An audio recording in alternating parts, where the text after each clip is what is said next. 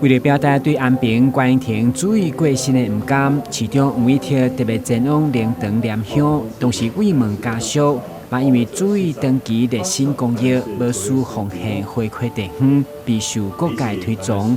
所以会长嘛颁发卓越市民，由民政局长代表念表扬状，献上满百的对书加感谢。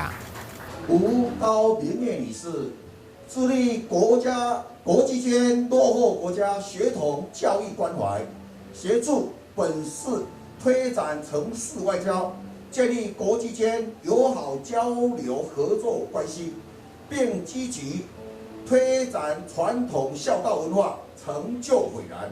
特依据台南市政府表扬卓越市民实施要点，提报为本市卓越市民，特颁此状，以褒得风。